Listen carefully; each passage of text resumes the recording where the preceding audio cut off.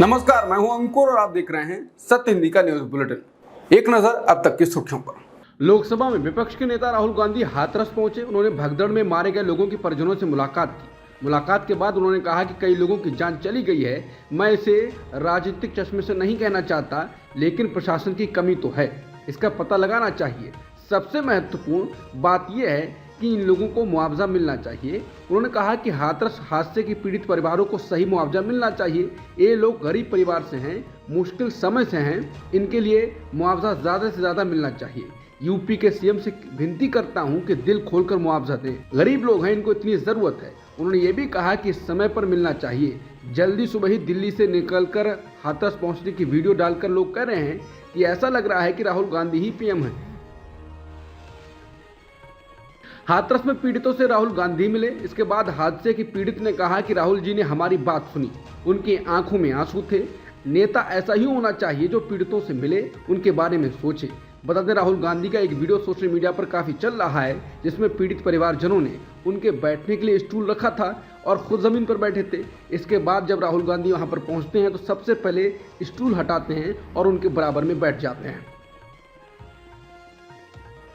उत्तर प्रदेश के हाथरस में सत्संग के दौरान मची भगदड़ का मामला सुप्रीम कोर्ट पहुंच गया है। शीर्ष अदालत में जनहित याचिका दायर कर मांग की गई है कि सुप्रीम कोर्ट के रिटायर्ड जज की अध्यक्षता में घटना की जांच करवाई जाए। सुप्रीम कोर्ट में शुक्रवार को इस याचिका पर जल्द सुनवाई की मांग को लेकर मेंशन किया गया। कोर्ट ने कहा कि इस मामले में मुख्य न्यायाधीश दीवा चंद्रचूड़ को अवगत करवाया जाए। अग्निवीर को लेकर विवाद छिड़ा हुआ है। राहुल गांधी और रक्षा मंत्री राजनाथ सिंह आमने सामने आ गए हैं। राहुल गांधी ने एक वीडियो ट्वीट किया था, जिसमें शहीद अग्निवीर अजय सिंह के पिता चरणजीत सिंह कहते हैं कि उनको केंद्र सरकार की ओर से कुछ नहीं मिला है। हालांकि उसके बाद कुछ न्यूज चैनल्स वाले वहां पहुंचाए गए, जिनको पीड़ित परिवार ने दौड़ाया और कहा कि क्या मोदी जी ने भेजा है? आप आधी अधूरी बात फैला रहे हो। अब इंडियन एक्सप्रेस ने अपनी रिपोर्ट में स्थिति स्पष्ट कर दी है।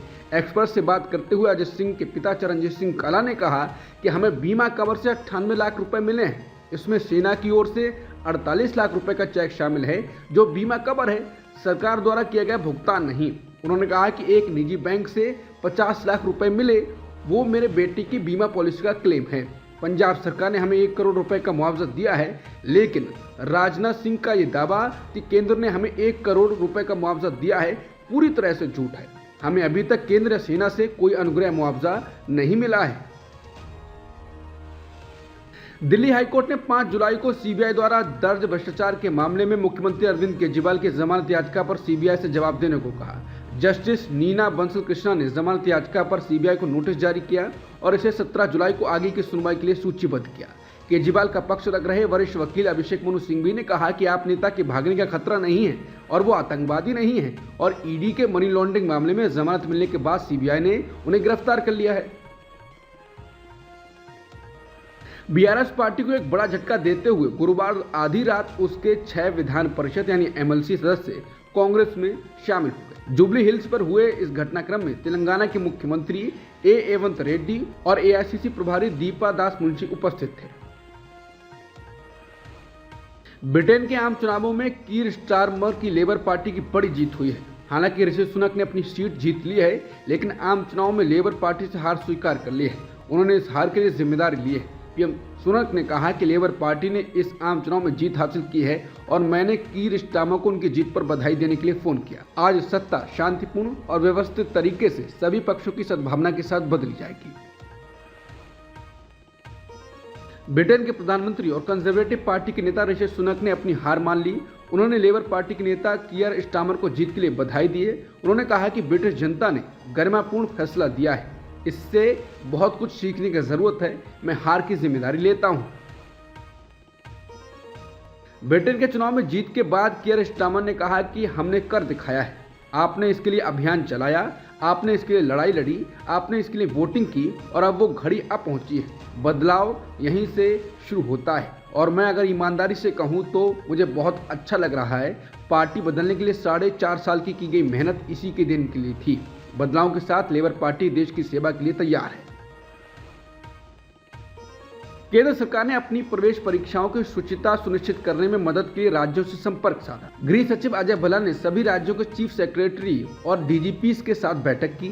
बैठक के दौरान सूत्रों ने कहा कि भल्ला ने राज्यों से अनुरोध किया कि वो अपने अपने राज्यों में परीक्षाओं की निगरानी के लिए एडिशनल लेयर होनी चाहिए, जिसमें एक सिविल और एक पुलिस ऑब्जर्वर नियुक्त किया जाए। उन्होंने कहा कि एक ऑब्जर्वर पर यह सुनिश्चित करने की जिम्मेदारी होती है कि परीक्षा निष्पक्ष और किसी भी कदाचार से मुक्त हो। समाचार एजेंसी एनआई ने समाचार एजेंसी पीटीआई के खिलाफ दिल्ली हाईकोर्ट में कॉपीराइट उल्लंघन का मुकदमा दायर किया है, जिसमें आरोप लगाया गया है कि उनका कंटेंट चोरी कर लिया गया। जस्टिस मनी पुष्करना ने आज मामले की सुनवाई की और मुकदमे में समन जारी किया। एएनआई ने पीटीआई पर उसके कैमरा पर्सन द्वारा शूट किए गए एक वीडियो को अवैध रूप से सोशल मीडिया प्लेटफॉर्म एक्स पर दिखाने का आरोप लगाया। एएनआई का दावा है कि यह वीडियो उसके कैमरा पर्सन द्वारा नई दिल्ली से दरभंगा की उड़ान में एक यात्री के इंटरव्यू के रूप में शूट किया गया। अत्यधिक गर्मी की स्थिति में यात्रियों को काफी समय तक बिना एयर कंडीशनिंग के विमान में इंतजार करना पड़ा था। दूसरी ओर पीटीआई की ओर से पेश वरिष्ठ अधिवक्ता राजशेखर राव ने कहा कि समाचार एजेंसी 24 घंटे के भीतर विवादित वीडियो हटाने को तैयार है। वहीं एएनआई ने मुआवजे की भी मांग की है। पीटीआई द्वारा कॉपीराइट उल्लंघन के कारण हुए नुकसान के लिए 2 करोड़ 10 लाख रुपए मांगे गए हैं। असम में बाढ़ की स्थिति लगातार खराब होती जा रही है। पिछली रात से अब तक बाढ़ से 6 और लोगों की मौत हो गई है, जिसके बाद मरने वालों की संख्या 52 हो गई है। बाढ़ से 29 जिलों में 21 लाख से ज्यादा लोग प्रभावित हुए हैं। राज्य में प्रमुख नदियां खतरे के निशान से ऊपर बह रही हैं। कल वानखेड़े स्टेडियम में चैंपियन टीम इंडिया के लिए सम्मान समारोह आयोजित किया गया। इस समारोह में विराट कोहली ने जसप्रीत बुमराह की खूब तारीफ की। कोहली ने बुमराह को राष्ट्रीय खजाना बताया। मुंबई के वानखेड़े स्टेडियम में हुए सम्मान समारोह के दौरान कोहली से बातचीत करते हुए वहां मौजूद प्रेजेंटर ने उनसे मजाकिया अंदाज में पूछा कि क्या वो बुमराह को राष्ट्रीय खजाना और दुनिया का 8वां अजूबा घोषित करवाने वाली याचिका पर हस्ताक्षर करेंगे। बिना किसी देरी के विराट कोहली ने जवाब दिया, मैं अभी याचिका पर दस्तखत कर दूंगा। उन्हें खुद ही तय करना है कि उन्हें किस तरह का शेड्यूल बनाना है। हम बस इतना चाहते हैं कि वो जितना हो सके क्रिकेट खेले। वो पीढ़ी में एक बार आने वाले गेंदबाज हैं और हमें गर्व है कि वो हमारे लिए खेलते हैं। कोहली ने कहा कि मैं चाहता हूं कि हर कोई उस खिलाड़ी की सराहना करे जो हमें बार बार मैच में वापस लाया। आखिरी 5 ओवर में उन्होंने जो 2 ओवर फेंके वो कमाल के थे। अब तक की सुर्खियों में इतना ही। बाकी खबरों के लिए बने रहिए सत्यहिंदी.com के साथ।